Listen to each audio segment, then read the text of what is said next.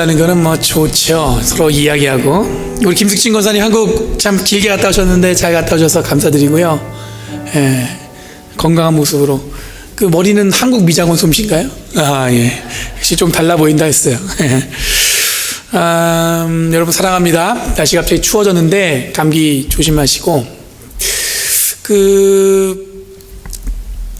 말씀을 나누기 전에 아마 이야기 하나 나누면, 할 엘로드라는 사람이 있어요. 굉장히 이름 들어서 잘 유명하지 않게 느껴지잖아요. 근데 이분이 이제 책을 썼는데 제가 보면서 이분이 20살에 모든 걸 다 이루었어요. 대단하죠. 나이 20에 뭘 이룰 게 뭐가 있겠어요. 근데 이 양반이 아마 쿠커라는 미국의 아마 가정용품, 그러니까 식당용품, 주방용품을 파는 회사에 들어가서 외판원이 된 거예요. 20살에. 그러니까 대학도 안 가고. 가갖고 아마 굉장히 실적이 좋은, 그러니까 사람들 만나서 이 물건을 파는데 아주 탁월한 능력을 가졌던 것 같아요. 그러니까 회사에서도 20살밖에 안 된 이 친구를 갖다가 굉장히 인정해갖고, 신입사원이 들어오면 그 사람들을 훈련시키는, 교육시키는 강사로 쓰기도 하고, 직원들 전체 모아놓고 강연도 하고, 그랬겠죠. 그러니까 20살에 모든 걸 갖췄어요. 연봉도 올라가고, 집도 있고, 그리고 여러분들 보니까 회사에서 인정받고, 나이 20에. 근데 이 친구가 어느 날, 운전을 하고 여자친구하고 고속도로 프리웨이를 달리다가 맞은편에서 프리웨이를 중앙선을 넘어온 트럭의 차가 딱 추돌이 된 거예요. 근데 뒤에 그걸 못 보고 오던 차가 운전석을 딱 들이받으면서 이 20살의 젊은 청년이 거기서 목숨을 잃었습니다.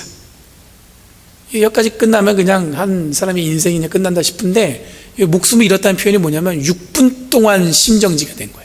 간신히 여러분들 CPR을 통해서 살아났습니다. 회상이 됐는데 병원에 갔더니 11군데가 골절이 되고 영구적인 뇌손상을 입었습니다. 나이 20에 모든 걸 다 이룬 순간에 여러분들 모든 걸 다 잃어버린 순간이 된 거죠.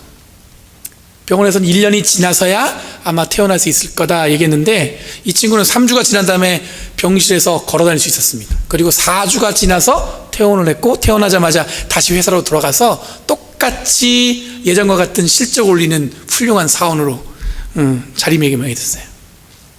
기적 같은 일이죠. 여러분들, 그런 사이에 모든 걸 벌어놓은 것은 병원비로 다 날려보냈습니다. 그리고 자기의 삶이 어떻게 보면 갑자기 곤두박질 치는 그런 상황에 처한 거예요.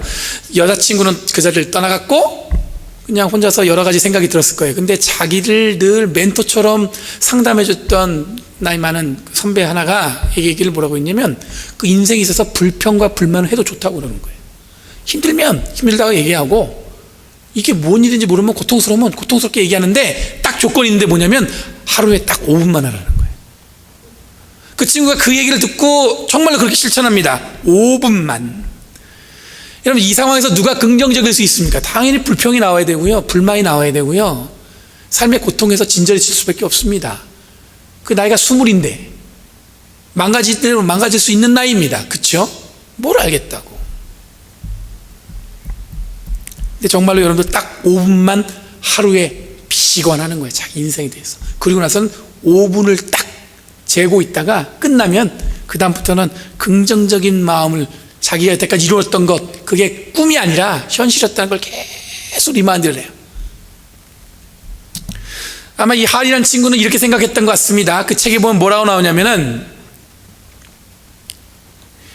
내가 교통사고 당한 것은 아마 2가지 이유가 있을 텐데, 첫 번째 뭐냐면, 한번 생각해 봤는데, 사고가 끝난 다음에, 자기가 회복된 다음에 많은 사람들한테 이 이야기를 들려주라고 나한테 이런 고난을 준 것 같다. 두 번째 뭐냐면, 이제 막 성공의 길에 접어들었다고 생각했는데 왜 하필 이런 교통사고가 나서 내 삶이 완전히 무너진 것일까? 나는 되는 일도 없고 인생은 불공평하다. 이 2가지 생각이 들었다는 거예요. 근데 이걸 선택하는 거는 결국에는 누가 나한테 그걸 선택하라고 얘기하는 게 아니라 전적으로 자기가 선택하고 결정해야 된다는 걸 깨달았다는 거예요. 둘 다가 어쩌면 맞을 수도 있고, 아니면 틀 수도 있고, 아니면 하나만 선택해도 되고, 나머지 하나는 포기해도 되고. 이런 생각들을 모아서 쓴 책이 뭐냐면 미라클 모닝이라는 책입니다. 이 책에서 할이 얘기한 것은 나이도 얼마 안 많은 친구인데 그렇게 해요. 인생에서 읽어야 될 2페이지라는 책에 2페이지가 있대요. 하나는 뭐냐면 결점, 불안, 약점 이런 걸로 기록된 페이지고, 또 하나는 뭐냐면 친구, 재능, 가족, 가능성이라고 적혀있다고 합니다. 근데 어느 페이지에 초점을 두고 사는 거는 그 사람이 결정을 하는 거예요. 결정이라는 거예요. 고작 20살밖에 안 된 청년이 한 얘기 치고는 근사하지 않습니까? 제가 그 내용을 읽으면서 20살밖에 안 됐는데, 우리는 삶을 오랫동안 살아왔고 또 여러분들 우리의 삶을 겪어보면서 정말 우리가 말도 못하는 정말 다들 그러잖아요. 내 인생을 이야기하면 책 한 권이에요. 밤을 새도 모자라요. 그렇게 하지만 고작 20살밖에 안 된 이 청년이 선택한 건 뭐냐면 자기 인생을 누가 선택해요? 내가 선택하는 거예요. 내가 결정짓는 거예요. 그런데 결정짓기 딱 2가지 분위기예요. 하나는 뭐냐면 긍정적인 거고 하나는 부정적인 건데, 결론적으로 이 친구가 선택한 건 뭐예요? 긍정성과 가능성에 자기 인생을 두겠다고 한 거예요. 제가 오늘 이 얘기를 소개한 이유는 뭐냐면 세상을 보는 관점에 따라 나이와 상황에 상관없이 자신의 삶을 디자인하고 세워갈 수 있다는 것을 잘 보여주는 내용이라서 소개해드렸습니다. 여러분, 우리는 나이가 젊으면 아직 어리다고 얘기합니다. 나이가 많으면 늦었다고 또 얘기합니다. 근데 여러분들 나이는 숫자에 불과하다고 또 이야기합니다. 그럼 여러분들 우리가 어떻게 이야기할 수 있냐면은 그것을 여러분 어떻게 받아내에 따라서 내 나이는 젊어지기도 하고 내 나이는 아직 모자라기도 합니다. 여러분들이 어떤 마음으로 지금 삶을 살아가는지 모르겠지만 이 20살밖에 안 된 청년이 이 세상에 훌륭한 생각을 가지고 우리에게 영향력을 주는 것처럼 제가 기대하고 소개하는, 소망하는 건 뭐냐면 우리의 삶도 어쩌면 내가 어떻게 선택하냐에 따라서 누군가에게 영향력을 미칠 수 있는 삶이 될 수 있다는 거예요. 그렇죠? 아니, 생각해 보세요. 20살. 저 20살 때 뭐 했는지 좀 기억이 안 나요. 여러분 20살 때 뭐 했었어요? 근데 이 청년은 자기 20살에 세상에 자기가 살아온 삶을 영향력을 미치고 있는 사람이 됐어요. 오늘 본문은 여러분들 예수님과 제자들과 나눈 이야기입니다. 이전까지는 예수님께서 제자들과 나눈 이야기가 아니라 적대적으로 대적했던 바리새인들, 사두개인, 율법 교사들과 예수님이 대화가 있었습니다. 그런데 오늘 본문에서는 예수님이 제자들에게 하시는 말씀이에요. 그럼 제자들과 무리들에게 왜 예수님이 오늘 이 말씀하셨을 때 제가 볼 때는 왜 바리새인들이 문제가 있고 왜 율법교사들이 문제가 있고 왜 당시 종교자 지도자들이 문제가 있었는지에 대해서 오늘 본문을 통해서 이야기하신다고 저는 봅니다. 간단히 정리하면 여러분들 오늘 본문에 나온 내용은 겉모습은 있는데 실천이 없다는 게 이들이 문제였어요. 이제는 뭐냐면 그들과 쭉 논쟁을 벌이시고 난 다음에 제자들에게 말씀하시는 게 뭐냐면 이 사람들의 문제가 뭐냐면 겉모습은 멀쩡한데 그들의 삶의 중심에는 온전한 어떤 그리스도인다운 삶을 살지 않는다는 얘기예요. 예를 들어서 오늘 본문에 나온 것처럼 무거운 짐을 다른 사람에게 떠안기는 것은 잘하는데 정작 자신들은 뭐예요? 손가락 하나 까다가지 않는다는 거예요. 정말 얄밉죠. 우리 세상 살면서 그런 경험 하잖아요. 힘든 일은 다 나한테 떠맡겨. 그 쥐는 손가락 하나도 안 움직여. 근데 바로 그런 이 바리새인들과 이 종교 지도자들이 그렇다는 거예요. 율법을 잘 알고 있고 사람들에게 보이는 것은 잘하는데 정작 아는 대로 살아가는 것은 잘 못한다는 게 바로 이들의 문제라는 겁니다. 예수님은 바로 아는 것을 삶으로 살아내지 못하는 자들을 향해서 천국에서 제외됐고 진정한 하나님의 사람으로 살아갈 수 없다고 오늘 말씀에서 이야기하고 계십니다. 그럼 다들 잘 아시겠지만 이런 믿는 대로 사는 건 쉽지가 않습니다. 내가 믿고 내가 고백하는 예수님 그대로 살아가는 건 쉽지 않습니다. 그리고 예수 믿는 사람입니다 라고 말할 때 그 말은 그냥 제가 예수 믿어요 여기서 끝나는 게 아니라 우리의 삶도 마찬가지로 함께 동행한다는 것을 이야기한다는 사실을 우리는 잘 알고 있어요. 그래서 우리는 그런 얘기하죠. 아니 교회 다니는 사람이 어떻게 저럴 수 있지? 집사님이란 분이 아니 권사님이란 분이 그런 얘기 많이 하기도 하셨고 많이 들어오기도 하셨죠. 그러니까 우리는 이미 잘 알고 있어요. 믿는다는 게 거기서 끝나는 게 아니라는 거예요. 오늘 읽은 본문에서 11절 12절 말씀이 아마 예수님이 제자들에게 하시는 굉장히 중요한 핵심적인 이야기인 것 같습니다. 11절 12절 말씀 한번 화면으로 보겠습니다. 같이 한 목소리로 읽겠습니다. 11절 12절 11절부터 시작. 너희 가운데서 읍등가는 사람은 너희를 섬기는 사람이 되어야 한다. 자기를 높이는 사람은 낮아지고 자기를 낮추는 사람은 높아질 것이다. 여러분 잘 아는 말씀입니다. 그리고 중요한 말씀입니다. 그런데 그렇게 사는 게 쉽지가 않습니다. 으뜸이 되고 싶고 성공하는 것이 여러분들 인생의 목적이 되는 것은 여러분들 우리가 세상을 살아가면서 그건 흉이 될 수 없어요. 왜냐하면 사람들은 다 그렇게 추구합니다.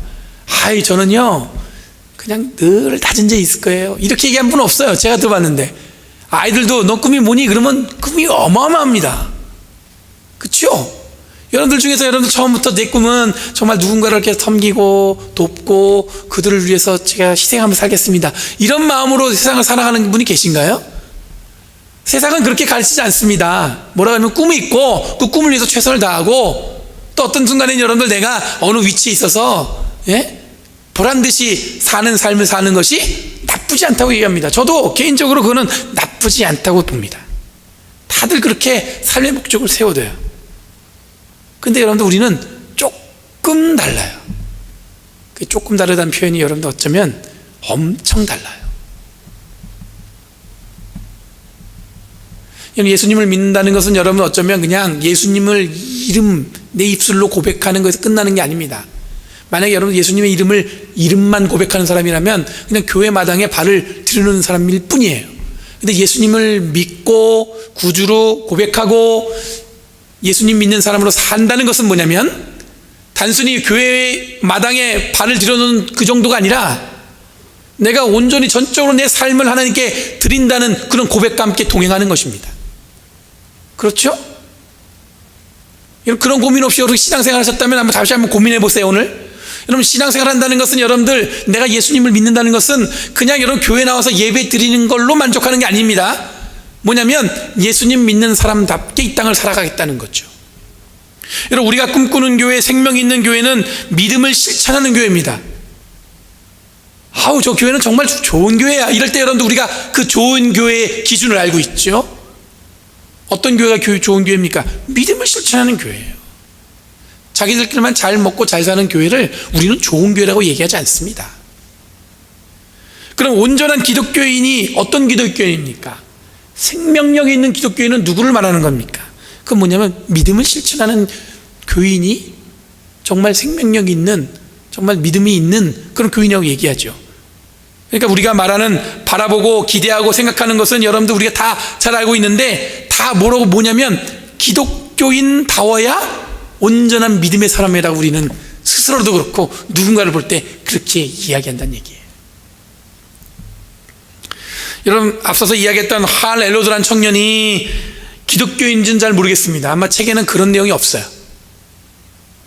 교회를 다니는지 아닌지 잘 몰라요. 그렇지만 그 사람이 자기 인생을 디자인하고 자기 인생을 긍정적인 페이지에 목적을 두고 산 거에 대해서 여러분들 그거에 대해서 자기가 신앙이 있다거나 이런 얘기는 하진 않습니다. 하지만 그는 스스로 자신의 인생을 긍정성에 두고 살아가는 법을 20살인데도 불구하고 터득했어요. 믿음이 좋은 청년도 아니고 세상이 무엇을 원하는지 그냥 잘 아는 청년입니다. 어떻게 회사에서 인정받고 있고 어떻게 저 세상에서 성공하고 있는지를 잘 알고 있는 청년이에요.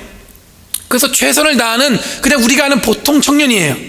그런데 이 청년은 자신의 삶에 닥쳐온 고난과 상처에 묶여있지 않고 갑작스럽게 닥친 교통사고에 자기 인생을 다 묻어두지 않고, 혹 여러분 우리가 알고 있는 것처럼 그 고통을 잊기 위해서 약물에 의지하지 않고, 그 고통을 잊기 위해서 어쩌면 누군가를 탓하지 않고, 그 사람은 그 너머에 긍정적인 삶에 자기의 삶의 인생의 목적을 두고 산다는 것 자체가 우리들이 오늘 좀 이렇게 진지하게 봐야 될 그 청년의 관점이에요. 여러분 우리는 교회를 다닙니다. 그렇죠? 가벼우면 여러분 교회 다니는 사람이에요. 조금 무게를 두면 여러분 우리는 예수 믿는 사람입니다. 좀 더 구체적으로 들어가면 여러분, 우리는 프레즈노 한인 연합감리교를 다니는 사람입니다. 아마 이 프레즈노 지역에 사는 사람들은 지금 여러분들과 제가 어느 교회에 다니는지를 잘 알고 있을 거예요. 그렇죠? 아, 저분은 감리교인이야. 그렇죠? 그리고 어떻게 신앙생활하는지를 잘 알고 있을 겁니다. 아, 저분은 감리교에 다니는데 저렇게 신앙생활하는구나. 그리고 아마도 우리들이 이 세상에 긍정성을 갖고 사는지 아니면 지나온 삶의 흔적에 매몰되어서 살고 있는지도 잘 알고 있을 거예요. 저 사람을 만나면 늘 긍정적인 에너지, 늘 꿈이 있고 비전이 있고, 저 사람 만나면 늘 불평, 불만해. 그냥 사는 게 왜 이렇게 괴로운지도 모르겠고. 한번 생각해 보시면 여러분들이 어떤 영향력을 미치고 있고 어떤 말을 사람들과 주고받고 있는지를 아마 깨닫게 되실 거예요. 섬기는 사람이 되고 자기를 낮추는 사람이 된다는 말은 자기 자신을 정확하게 확인하면서 사는 사람이라는 뜻입니다. 그러니까 여러분들, 섬기면 되지. 그래, 나를 낮춰야지. 오늘 본문에 읽은 11절, 12절 말씀처럼 그냥 간단하게 그렇게 하는 게 아니라, 그렇게 고백하는 것은 뭐냐면, 내가 어떤 사람이고, 내가 어떤 목적으로 이 땅을 살아가고 있고, 내가 어떻게 예수를 고백하고 있고, 내가 감리교인으로서 어떻게 신앙생활을 하는지를 잘 알고 있어요. 여러분들, 내가 섬기는 사람이 될 수도 있고 자기를 낮추는 사람이 될 수 있다는 얘기입니다. 여러분들, 그냥 말로만은 누구나 할 수 있습니다. 말씀해 보니까 섬겨야지, 말씀해 보니까 자기를 낮춰야지. 그의 말씀을 여러분 모르는 사람이 누가 있어요? 근데 그 말씀이 여러분들 우리에게 살아있는 말씀이 되려면 그냥 입술로만 얘기하는 게 아니라, 내가 지금 이 땅을 살아가는데, 이 지역에서 살고 있는데 어떤 모습으로 살고 있는지를 내가 내 스스로를 정확하게 판단할 수 있어야 된다는 얘기니까. 이렇게 이야기하면 여러분들, 저도 떳떳하지 못한 경우 많이 있습니다. 마찬가지로 여러분들, 우리의 삶에서 내가 교회를 다니고 신앙생활하고 예수님을 믿고 있고 누군가에게 내가 프레즈노 연합감리교를 다닌다고 얘기했을 때 어쩌면 여러분들 자기 스스로 당당하지 못한 그런 경우에 있는 경우가 있을 줄 모르겠어요. 내가 누구이고 어떤 생각, 어떤 비전, 어떤 꿈, 내 안에 어떤 마음으로 사는지를 잘 아는 사람이어야 여러분 섬기는 사람도 되고 자신을 낮추는 사람도 되는 거예요. 말로는 누구나 할 수 있습니다. 이런 20살의 젊은 청년이 자신의 인생에 닥친 고난을 하루 5분의 불평으로 끝낸다고 합니다. 더 길게 얘기할 수 있고 누군가를 탓할 수 있고 자기 자신이 이게 인생이 불공평하고 말이야, 이게 말이야, 하여튼 여러 가지 얘기할 수 있어요. 근데 이 사람은 딱 5분만 하루에, 그리고 자신을 계속해서 어떻게 하냐면 가능성과 희망과 꿈을 위해 살아간다고 그는 스스로 이야기하고 있습니다.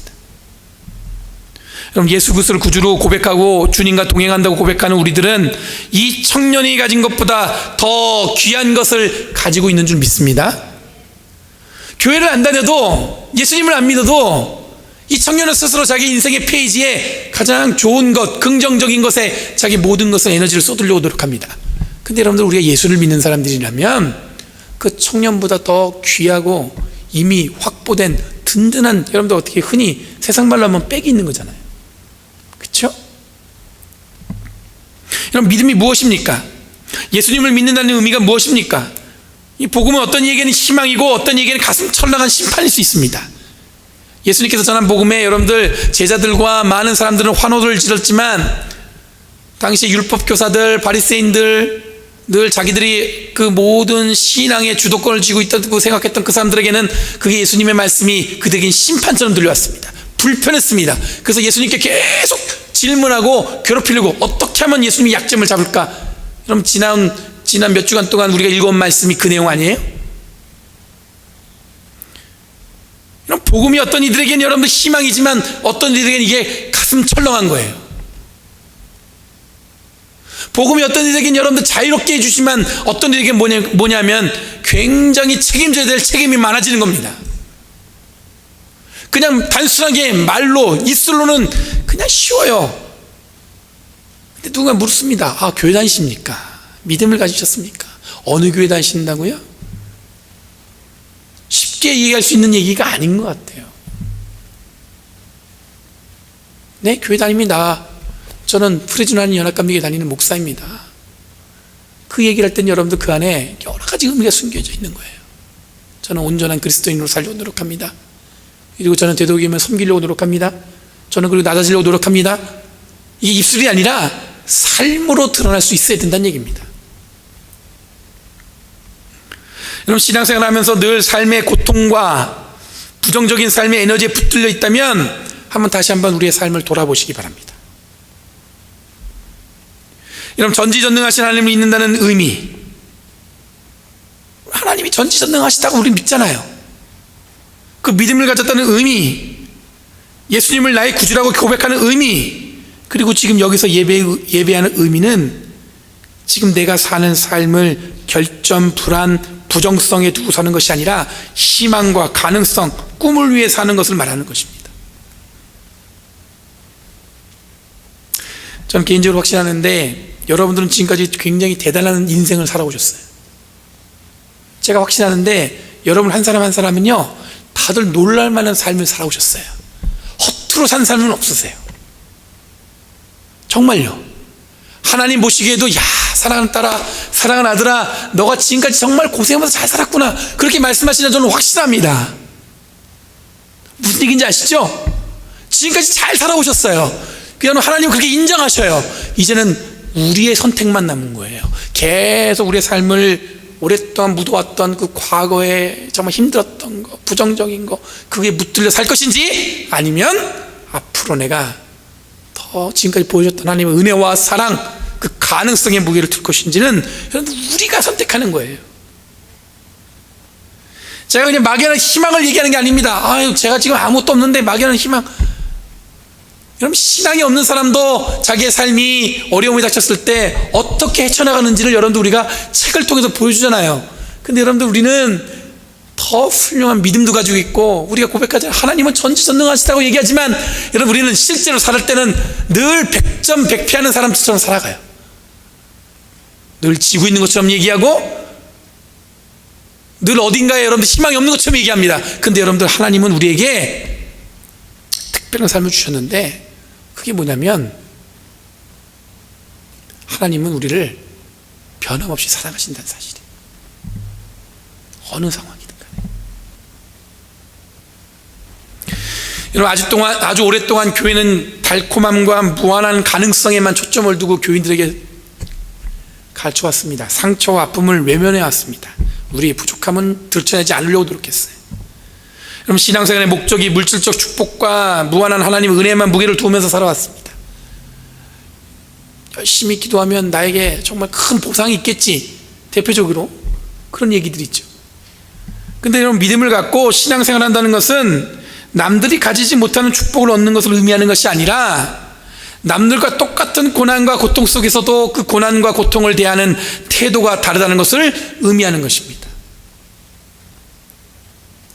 우리가 다르다는 것은 뭐냐면, 남들과 똑같이 고난을 받지 않는다는 게 다르다는 게 아니라, 같은 고난을 받고 고통을 받아도 그것을 대하는 태도와 삶의 방향이 다르다는 것을 보여주기 때문에 다르다는 의미예요. 무슨 얘기인지 아시겠죠? 교회 안 다녀도요, 신앙이 없어도 내가 간절히 원하는 것을 구해요. 그리고 뭐라고 그러냐면, 그렇게 기도했더니 구했다고 얘기해요. 어떤 분은 부족을 붙이고 다녔더니 자기한테 오는 모든 어려움들을 다 비껴갔다고 얘기합니다. 그런데 오늘날 교회, 예수님, 신앙생활을 그런 부족처럼 여기면 안 된다는 말씀입니다. 우리가 교회를 다닌다고 해서 여러분들, 우리에게 닥치는 고난과 어려움이 우리의 삶을 비껴가는 것이 아니라, 우리는 끊임없이 여러분들 힘들 거예요. 그 끊임없이 여러분들 남들과 똑같은 고통도 당할 것입니다. 그런데 우리는 뭐가 다르냐면, 그렇게 끊임없이 다가오는 고난과 우리의 삶에 닥치는 고통을 대하는 태도가 다른 거예요. 누구 때문에 내가 불평하고, 이 세상이 이렇게 불공평해서 말이야. 거기서 머물면은 여러분들, 우리는 정말로 전지전능하신 하나님을 믿는 게 아닌 거예요. 그 너머에서 하나님께서 우리의 삶을 통해서 이루어 가시는 더 큰 의미와 더 큰 여러분들 삶의 목적을 찾아 나가셔야죠.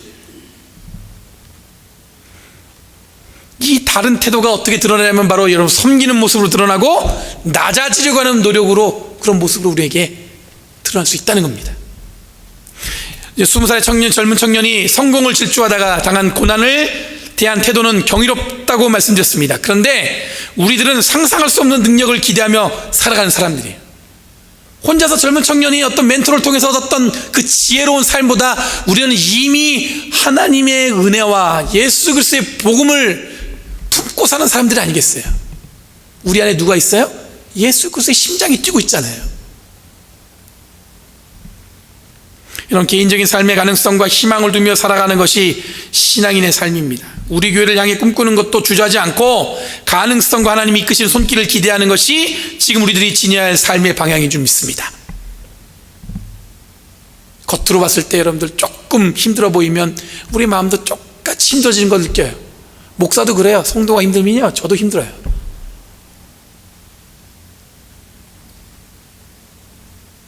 근데 여러분들 우리가 힘든 것 때문에 우리가 받은 은혜를 포기해요? 아니잖아요. 우리가 믿고 고백한 하나님이 우리를 떠나셨어요? 아니잖아요. 하나님이 늘 우리와 함께 하신다는 걸 믿잖아요. 지금 이렇게 계시잖아요. 그럼 그 어려운 게 뭐가 우리를 대수롭게 흔히 속된 말로 그까이 거, 그렇죠? 근데 여러분들 우리를 걱정과 근심과 불만과 이런 것들로 우리의 삶을 쭉 막아서요, 그건 여러분들 하지 말라는 게 아니라 하루에 5분이면 족하다는 거예요. 이 청년 말로는. 생각해보면 그래요. 5분이면 모든 불평을 다 할 수 있어요. 한번 시간 재보게 해보세요. 길어요. 진짜 다 할 수 있어요. 욕도 할 수 있어요. 5분 안에. 근데 5분만 하시라는 거예요. 그리고 뭐 하냐면 그 너머에, 왜냐하면 우리는 이 청년이 깨달은 그 인생의 어떤 지혜보다 더 큰 능력과 하나님의 은혜를 사모하며 살아가는 사람들입니다. 여러분, 함께 신앙생활하는 사람들에는 긍정적인 기대도 마땅히 우리들이 해야 할 삶의 방향입니다. 서로에 대한 기대를 가지세요. 저 사람에 대한 기대, 이 사람에 대한 기회, 이것을 기억하고 온전히 고백하며 우리의 삶으로 실천하면서 노력하는 저와 여러분들에게 원합니다. 누군가 묻습니다. 당신은 교회 다닙니까? 네, 다닙니다. 어느 교회 다니십니까? 저는 이 프레즈노 하는 연합감리교회 다닙니다. 그리고 한마디 더 하셔야 되는 게, 저희 교회는 늘 하나님이 이끄시는 교회입니다. 저도 하나님이 이끄시는 삶을 살아가는 사람입니다. 그런 고백과 그런 삶으로 이 땅을 살아가는 저와 여러분 되길 간절히 바랍니다. 기도하시겠습니다. 거룩하신 주님, 감사합니다. 오늘 이 말씀 우리에게 생명이 되어서 한 사람 한 사람에게 부어주시고 우리가 잊어버렸던 것들을 다시 한번 회복시켜 주셔서 더 이상 여러분 지나온 시간의 과거에 매몰되지 않고 새롭게 부어주신 은혜와 사랑을 기대하며 살아가는 저희를 되게 하여 주시옵소서.